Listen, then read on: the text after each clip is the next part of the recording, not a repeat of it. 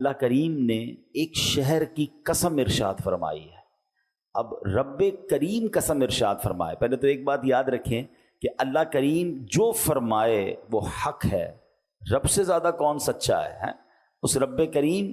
لیکن جب قسم ارشاد فرما دے تو اس کا مطلب یہ ہے کہ یہ بات کتنی امپورٹنٹ ہے اور کتنے مبارک شہر کی بات ہو رہی ہے.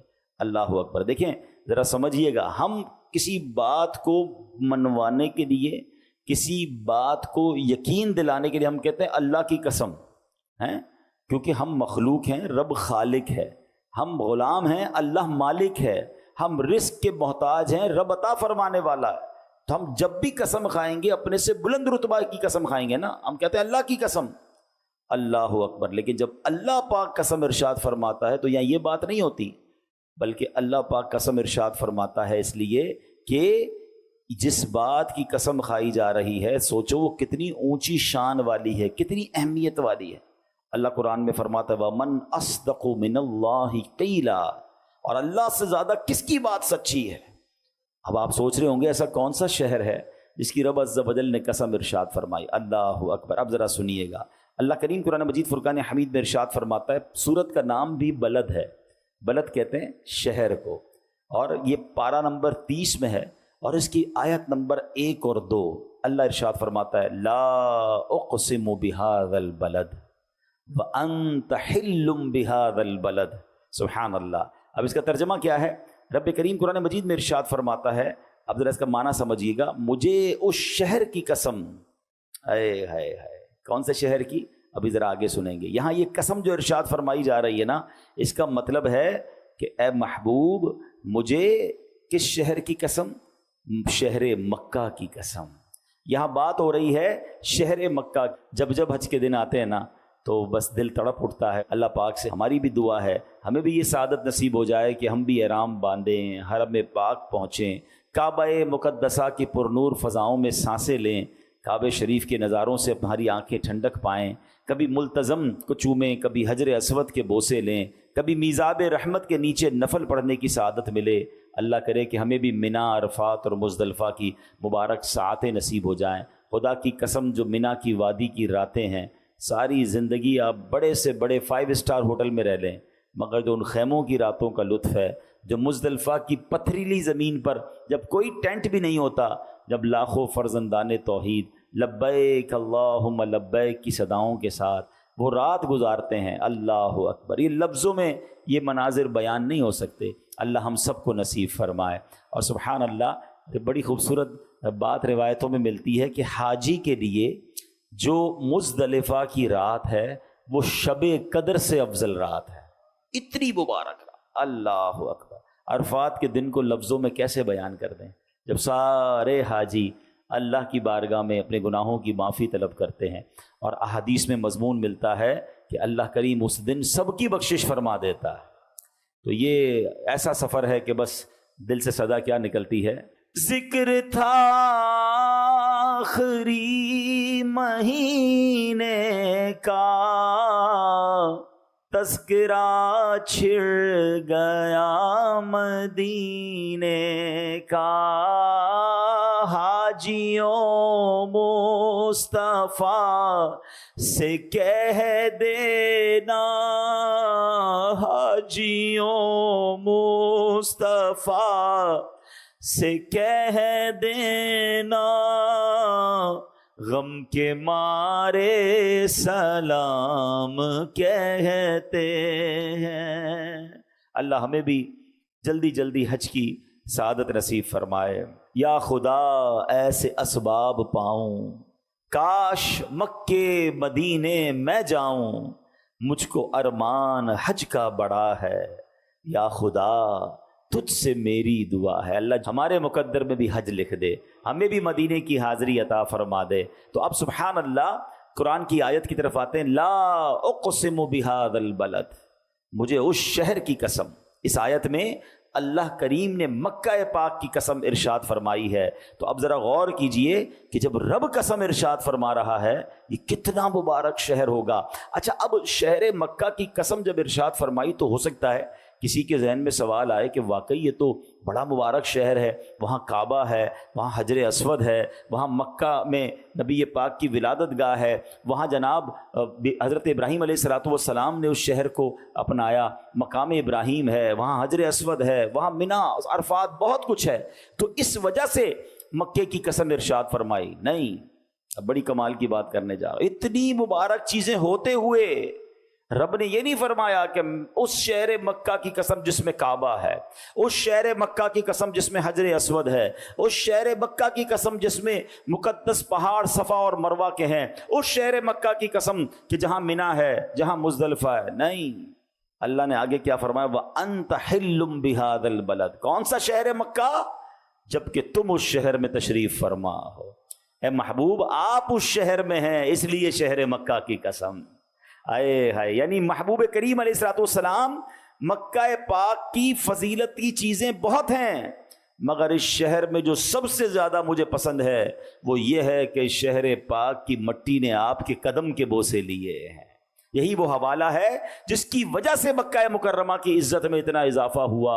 اللہ اکبر، کیا خوبصورت بات سیدی اعلیٰ حضرت لکھتے ہیں، خائی قرآن خاک گزر کی قسم، خائی قرآن خاک گزر کی قسم، اس کفے پاک کی حرمت پہ لاکھوں سلام۔ اللہ اکبر، نبی پاک علیہ الصلوۃ والسلام کی شان ایسی ہے جس میں رب عز و جل نے قرآن میں صرف آپ کے شہر کی قسم نہیں کھائی، بلکہ آپ کی رسالت کی، آپ کے زمانے کی، آپ کی زبان مبارک سے نکلے ہوئے الفاظ کی، یہاں تک کہ آپ کے شہر پاک کی بھی قسم ارشاد فرمائی۔ اور یہی بات بریلی کے تاجدار اعلیٰ حضرت لکھتے ہیں کہ وہ خدا نے ہے مرتبہ تجھ کو دیا، نہ کسی کو ملے نہ کسی کو ملا، وہ خدا نے ہے مرتبہ تجھ کو دیا، نہ کسی کو ملے نہ کسی کو ملا، کہ کلام مجید نے کھائی شہا، تیرے شہر و کلام و بقا کی قسم۔ اللہ اکبر، یہ شان ہے مصطفیٰ کریم علیہ الصلوۃ والسلام کی۔ اب جناب ایک اور بات ذہن میں پیدا ہوتی ہے کہ نبی پاک علیہ الصلوۃ والسلام کو رب عز و جل نے مکہ پاک میں ہی کیوں پیدا فرمایا؟ اللہ تو رب العالمین ہے نا، وہ پاکستان کا بھی رب ہے، وہ یورپ کا بھی رب ہے، وہ افریقہ کا بھی رب ہے، وہ عرب ممالک کا بھی رب ہے، مگر اسپیشلی اپنے سب سے محبوب بندے کو مکہ مکرمہ میں پیدا کیوں فرمایا؟ تو کچھ انشاءاللہ شان مکہ بھی سنیں گے اور شان محبوب رب العالمین بھی سنیں گے۔ سنتے جائیے اور اپنا ایمان تازہ کرتے جائیے۔ نبی پاک کی شان کیا ہے؟ ایک بات یاد رکھیے گا کہ اللہ پاک کے رب ہونے کا اظہار جیسا رسول پاک علیہ الصلوۃ والسلام پر ہے، ایسا کسی اور پر نہیں ہے۔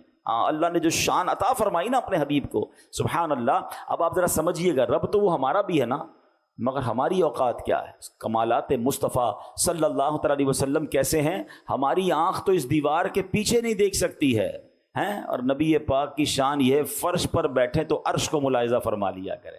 ہمارا ہاتھ، یہ جہاں تک ہاتھ جا رہا ہے وہاں تک ہم چیزوں کو پکڑ سکتے ہیں، اس کے بعد ہمارا ہاتھ آگے کچھ پکڑ نہیں سکتا، مگر میرے آقا علیہ الصلوۃ والسلام کی شان یہ ہے کہ ہاتھ اٹھائیں تو جنت کے پھلوں تک پہنچ جایا کرے۔ سبحان، حدیث پاک میں یہ مضمون موجود ہے۔ پھر اسی طرح چند میٹر کے فاصلے سے ہمارے کان سن نہیں پاتے، دور سے کوئی بات کرے تو آواز زور سے بولو بھائی، آواز نہیں آ رہی، ہماری اتنی سماعت ہے۔ اور سرکار دو عالم علیہ الصلوۃ والسلام کی شان یہ ہے کہ لاکھوں کلومیٹر دور کی آواز بھی سن لیں، بلکہ سب جانے دیجئے میرے آقا کی شان تو یہ ہے کہ بچپن میں جھولے میں ہیں اور اشارہ فرماتے ہیں اور چاند حرکت کرنے لگ جاتا ہے، چاند جھک جاتا جدھر، انگلی اٹھاتے مہد میں۔ یہ کوئی کہانی کی بات نہیں، حضرت عباس رضی اللہ تعالیٰ عنہ نبی پاک کے چچا ہیں جو بعد میں ایمان لائے۔ وہ کہتے ہیں میرے ایمان لانے کی ایک وجہ یہ بھی بنی کہ حضور جب آپ جھولے میں تھے نا، میں نے آپ کو دیکھا، آپ جب جھولے میں ہوتے تھے اور جدھر انگلی اٹھاتے تھے میں دیکھتا تھا چاند آپ کے اشارے پر حرکت کرتا تھا۔ اچھا، یہ ایک اور خوبصورت بات، ذرا بڑی لطیف سی بات ہے، مثال دیتا ہوں۔ ہم اب بڑے ہو گئے، ہمارے کوئی چچا، کوئی تایا، کوئی بزرگ گھر پہ آئیں اور وہ آ کے ہماری بچپن کی شرارتیں ہمیں بتائیں، تو بعض اوقات تو ہم شرمندہ ہوتے ہیں کہ آپ کہہ رہے ہیں واقعی ایسا کیا ہوگا میں نے، لیکن مجھے تو یاد نہیں ہے، ہمیں یاد نہیں ہوتا، اور بعض اوقات وہ شرمندہ بھی سب کے سامنے ہمیں کر دیتے ہیں ہماری کوئی الٹی سیدھی بات بتا کر۔ تو بہرحال نہ بتایا کریں بھائی، سب کے سامنے بچے تھے، ہو گئی ہوگی غلطی، لیکن اگر وہ ہمیں کوئی بات بتائیں تو ہمیں پتہ نہیں ہوتا، یاد تھوڑی ہوتا ہے بچپن میں ہم نے کیا کیا کیا تھا۔ حضرت عباس نے پیارے آقا علیہ الصلوۃ والسلام کو بتایا، کب بتایا؟ جب 40 سال کی عمر میں نبی پاک اعلان نبوت فرما چکے، اس کے بعد ہی مسلمان ہوئے نا حضرت عباس. 40 پلس ایج میں نبی پاک سے حضرت عباس کہہ رہے ہیں کہ آپ جھولے میں نے دیکھا تھا، آپ جدھر انگلی اٹھاتے تھے ادھر چاند حرکت کرتا تھا. تو پیارے آقا نے یہ نہیں فرمایا کہ میرے چچا مجھے کیا معلوم اس وقت کیا ہوتا تھا. آپ نے فرمایا جی میں چاند سے باتیں کرتا تھا، وہ مجھ سے باتیں کرتا تھا. صرف اشارہ نہیں، سرکار دو عالم علیہ الصلوۃ والسلام کی شان جھولے مبارک میں یہ تھی کہ چاند کی آواز سن لیا کرتے اور چاند سے گفتگو فرمایا کرتے.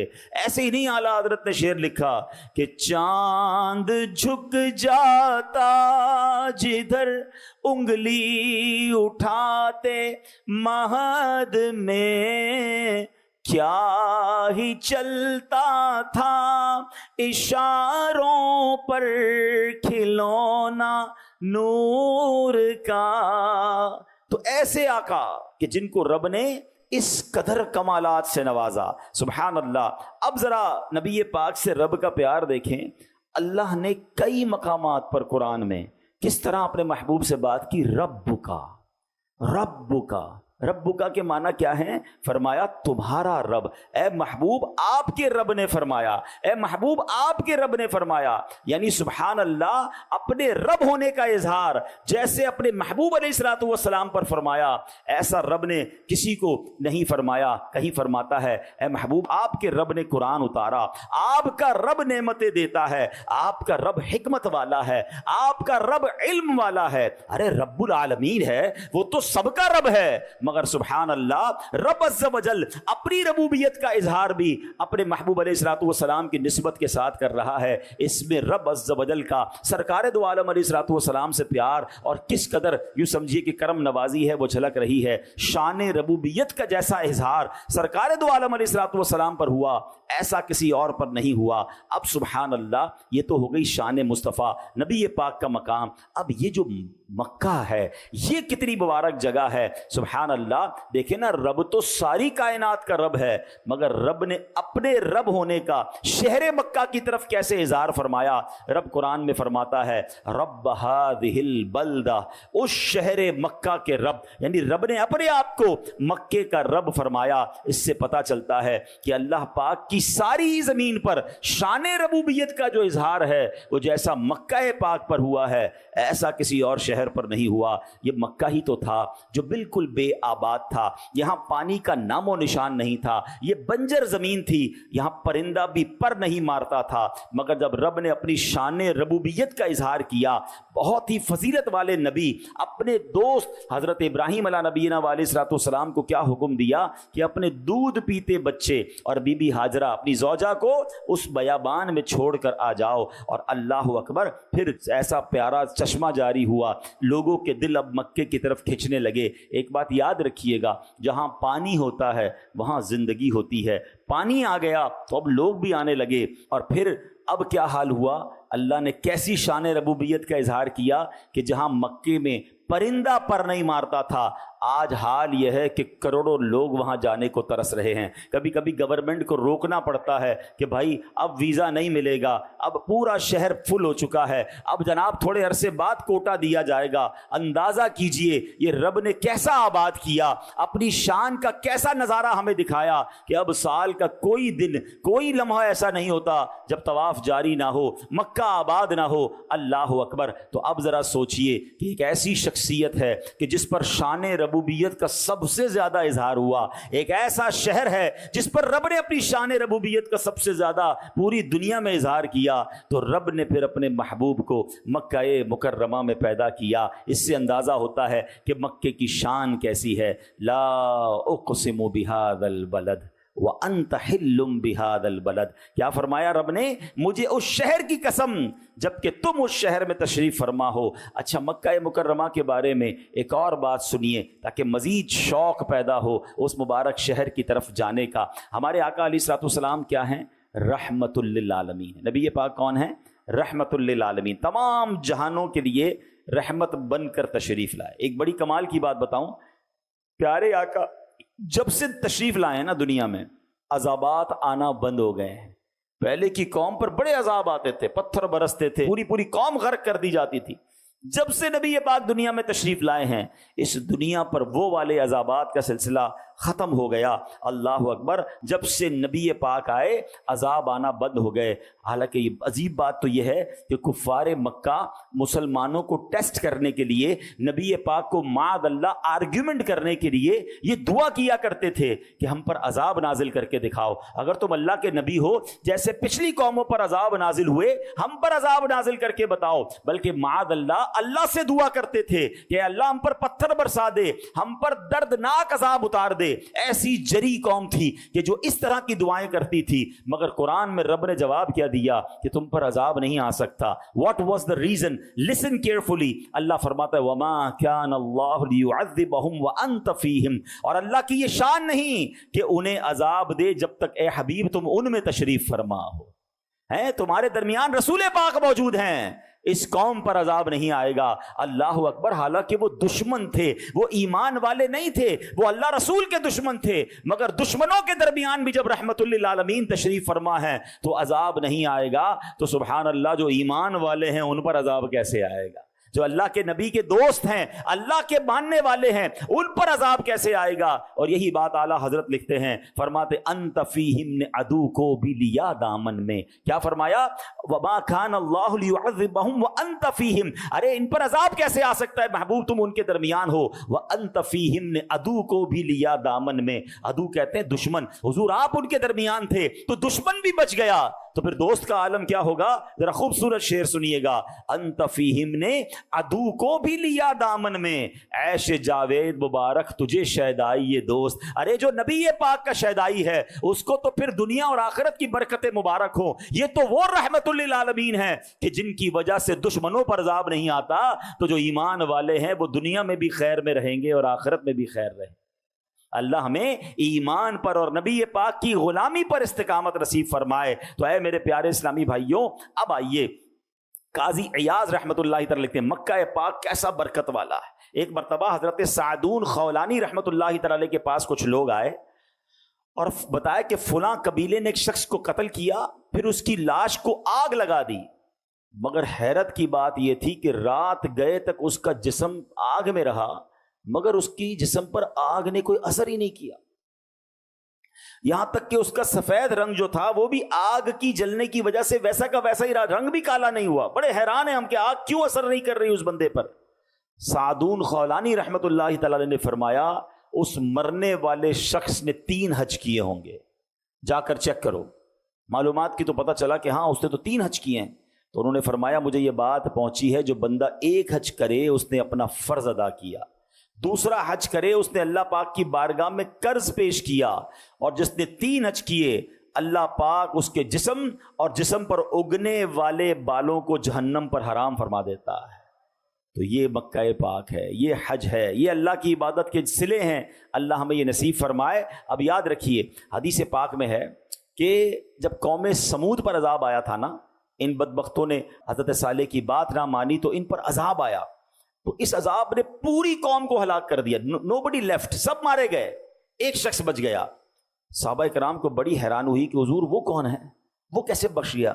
نبی پاک نے فرمایا اس کا نام ابو رغال تھا, وہ اس وقت مکہ پاک میں تھا. قوم سمود کا بندہ تھا مگر اس وقت مکہ پاک میں موجود تھا. ساری قوم تباہ کر دی گئی, اس بندے پر عذاب نہیں آیا کیونکہ امن والے شہر میں تھا.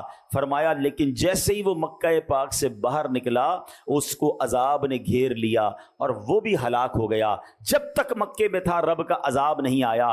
نبی پاک ایک بار طائف کی طرف جا رہے تھے, راستے میں ایک قبر کی طرف اشارہ کر کے فرمایا یہ ابو رغال کی قبر ہے, یہاں اس پر عذاب اترا تھا اور یہیں اسے دفن کر دیا گیا. اب نبی پاک کا علم دیکھیں, نبی پاک کی نظر دیکھیں. آقا کا فرمانا کافی تھا مگر نبی پاک علیہ الصلوۃ والسلام نے ایک نشانی بتائی کہ ابو رغال کے ساتھ اس کی سونے کی چھڑی تھی, وہ بھی ساتھ دفن کی گئی ہے. اللہ اکبر. صحابہ اکرام علیہ رضوان نے قبر کھود کر دیکھا تو سونے کی چھڑی بھی موجود تھی. یعنی اللہ اکبر, نبی پاک کی علم کا عالم یہ اور آپ کی نظر کا عالم یہ, اور کس طرح اپنی بات کو آپ نے ثابت بھی فرما دیا کہ یہی ابو رغال کی قبر ہے. تو اس سے یہ پتا چلتا ہے کہ مکہ امن والا شہر ہے, مکہ برکت والا شہر ہے, the very important city in the world. اور کیوں نہ ہو نبی پاک نے اپنی 63 سالہ زندگی میں 53 साल मक्का पाक में गुजारे हैं। अल्लाह इस शहर की बार बार बरकत नसीब फरमाए। अब सुभान अल्लाह, चूँकि हाजी हज को जा रहे हैं,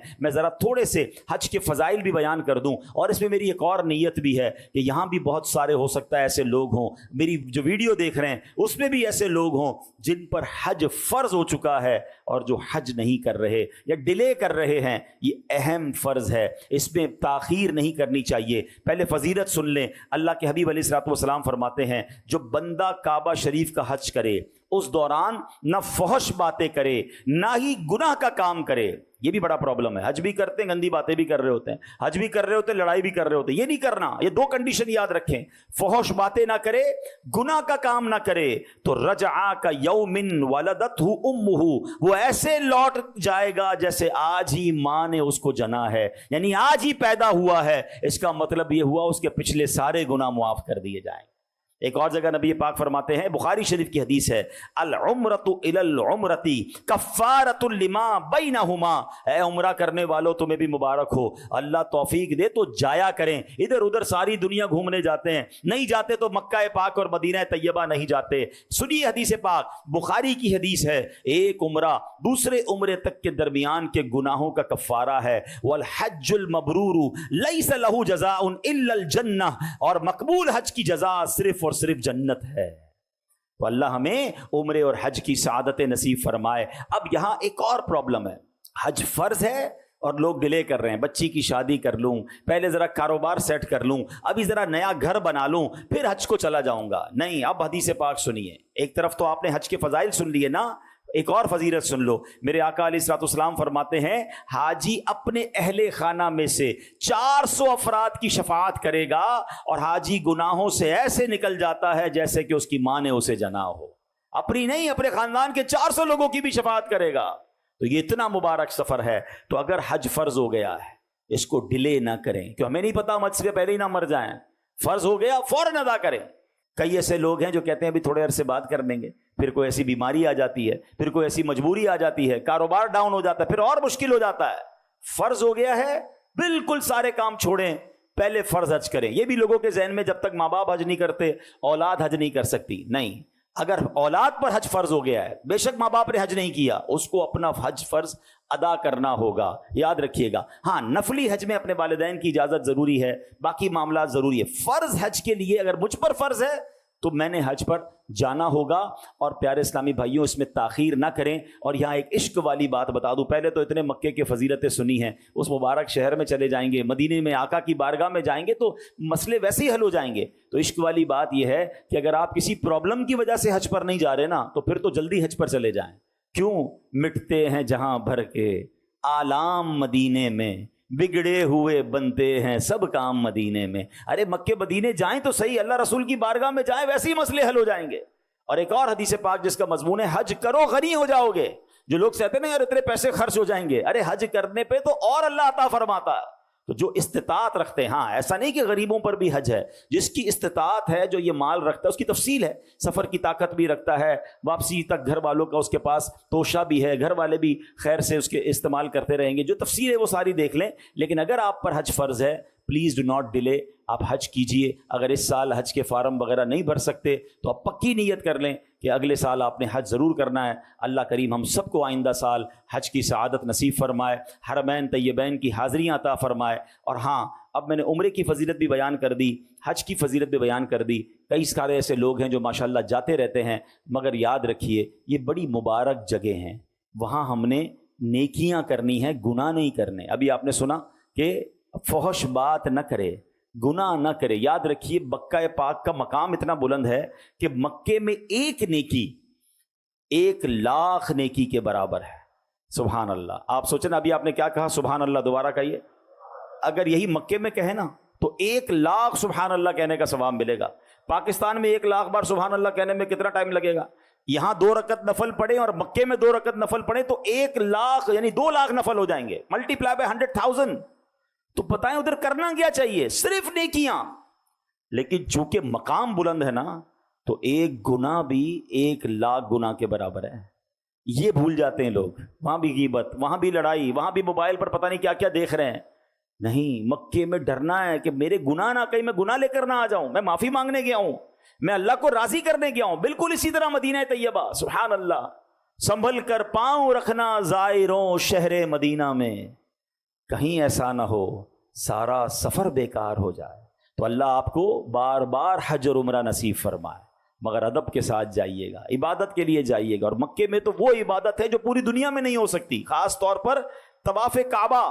پوری دنیا میں کعبہ تو ایک ہی جگہ ہے نا، تو وہاں طواف کریں، عمرے کریں، حرم پاک میں وقت گزاریں۔ یہ ہوٹلوں پہ، شاپنگ سینٹر میں لوگ پورا پورا دن باہر گھوم رہے ہوتے ہیں، ایک آدھ گھنٹے کے لیے مسجد نبوی شریف میں، 2 گھنٹے کے لیے گئے، حرم شریف میں گئے، باقی سارا دن باہر۔ نہیں، ہم اس لیے نہیں گئے، اللہ نے بلایا ہے تو اس سفر کو اپنی مغفرت کا سفر بنائیں۔ اللہ کریم ہمیں بار بار سفر کرنے کی توفیق عطا فرمائے، آمین، بجاہ النبی الامین صلی اللہ تعالی علیہ وسلم۔